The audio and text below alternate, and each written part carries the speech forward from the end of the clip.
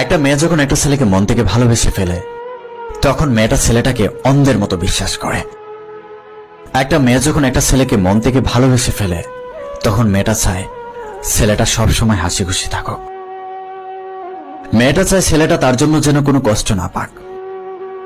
তো আজকে আমি এমন একটা স্টোরি নিয়ে আসছি যে স্টোরিটা প্রত্যেকটা মেয়েদের শোনা উচিত, কারণ এই স্টোরি থেকে মেয়েরা অনেক কিছু শিখতে পারবে।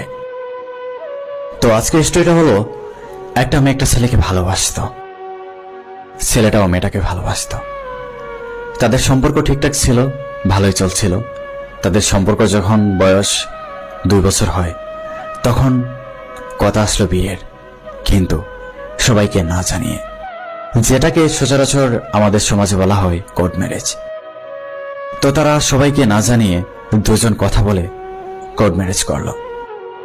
কোর্ট ম্যারেজ করার পর তারা প্রায় 3 বছর সবার গোপনে থেকেছে। 3 বছর যাওয়ার পর মেয়েটা ছেলেটাকে হঠাৎ একদিন বলল, দেখো আমাদের তো বিয়ের প্রায় 3 বছর হয়ে গেছে, এখনো কেউ জানে না, অথচ আমরা গোপনে সংসার করছি। দয়া করে এখন তোমার পরিবারকে জানাও, আমিও আমার পরিবারকে জানাচ্ছি। তারপর ছেলেটা হয়তো তার পরিবারের সাথে কথা বলেছে। কথা বলার পর ছেলেটা মেয়েটাকে বলল, দেখো তোমাকে তো আমার পরিবার মেনে নিচ্ছে না, আর কোনোদিন তোমাকে মেনে নিবেও না, আর আমি চাই না আমার পরিবারের বিরুদ্ধে গিয়ে কোনো কিছু করি, তুমি আমাকে ভুলে যাও। তখন মেয়েটার আসমান ভেঙে মাথায় পড়ল, বলল, এটা কি বলছো তুমি? আমরা 3 বছর একসাথে সংসার করেছি, এখন আমি কিভাবে ভালো থাকব? আমি কি করে তোমাকে ভুলে যাব? তখন ছেলেটা আবারও বলল, দেখো আমি আমার পরিবারের বিরুদ্ধে গিয়ে কোনো কিছু করব না, কারণ আমি চাই না আমার পরিবার আমার জন্য কষ্ট পাক। তারপর মেয়েটা ছেলেটার কাছে অনেক কান্নাকাটি করলো, আমাকে মেনে নাও। মেয়েটা ছেলেটাকে অনেক বুঝাইল, তারপরও ছেলেটা বুঝলো না।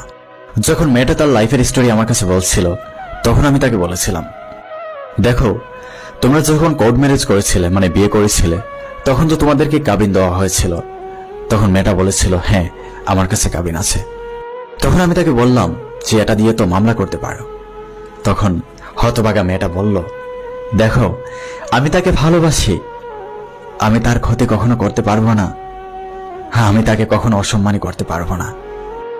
সে যদি আমাকে ছাড়া ভালো থাকতে পারে তাহলে সে ভালো থাকুক, আর আমি চাই সে সবসময় ভালো থাকুক। দর্শক, এইরকম একটা মেয়ের ভালোবাসা পাওয়ার পরেও একটা ছেলে কিভাবে একটা মেয়ের সাথে প্রতারণা করতে পারে, এটা আমি বুঝে উঠতে পারি।